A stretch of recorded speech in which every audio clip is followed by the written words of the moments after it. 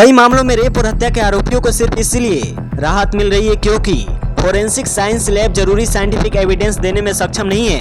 यह कहना है इलाहाबाद हाईकोर्ट का। कोर्ट ने यह तक कह दिया कि पुरानी मशीन, अधूरे इंफ्रास्ट्रक्चर और स्टाफ की कमी की वजह से डीएनए प्रोफाइल ठीक से तैयार नहीं हो पा रहा है और उसका सीधा असर जुडिशियल प्रोसेस पर पड़ रहा है।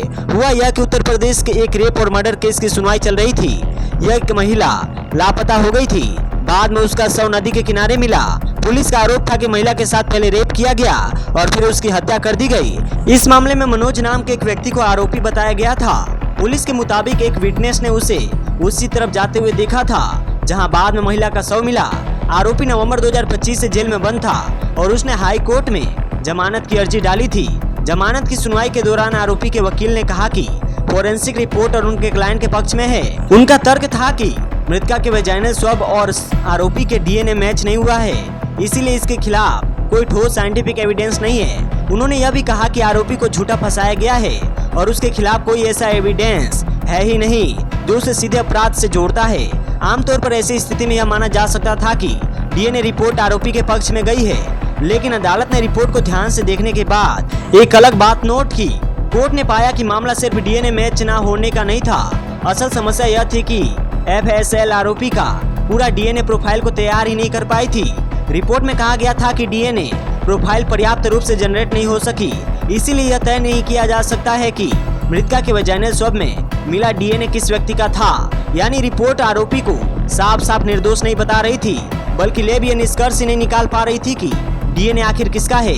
यहीं से कोर्ट की चिंता शुरू हुई। जस्टिस अरुण कुमार सिंह देसवाल ने कहा कि यह कोई अकेला मामला नहीं है। उनके सामने ऐसे कई केस आते रहते हैं जिनमें महिलाओं के साथ रेप और फिर हत्या की जाती है, लेकिन जब डीएनए जांच की रिपोर्ट आती है तो उसमें अक्सर लिखा होता है कि डीएनए प्रोफाइल पूरा नहीं बन पाया है। नतीजा यह होता है कि जांच का सबसे अहम साइंटिफिक एविडेंस सबूत अधूरा रह जाता है। कोर्ट ने कहा कि ऐसी स्थिति में अदालतें मुश्किल में पड़ जाती है।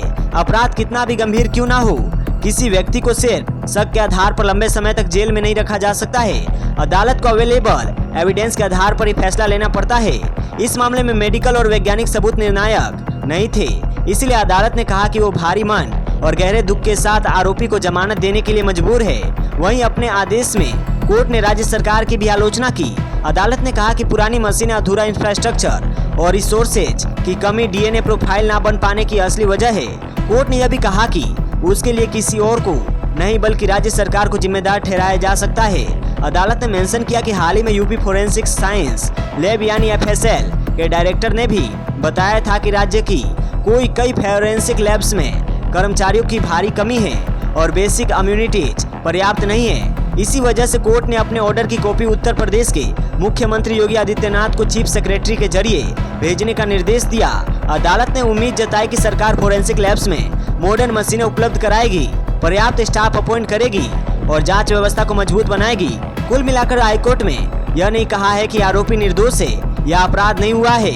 अदालत की चिंता यह थी कि जिन साइंटिफिक एविडेंस के आधार पर अपराध साबित या खारिज किया जा सकता है, वही फोरेंसिक लैब की कमियों के कारण उपलब्ध नहीं हो पाए। इसी वजह से अदालत के पास आरोपी को जमानत देने के अलावा कोई दूसरा कानूनी ऑप्शन नहीं बचा। इस खबर में इतना ही। वीडियो इन्फॉर्मेशनल लगा हो तो लाइक और शेयर कीजिए। डिजिटली टॉक्स इंडिया को सब्सक्राइब नहीं किया हो तो वह भी कर लीजिए। मेरा नाम है वीके सिंह और बने रहिए डिजिटली टॉक्स इंडिया के साथ। जय हिंद, जय भारत।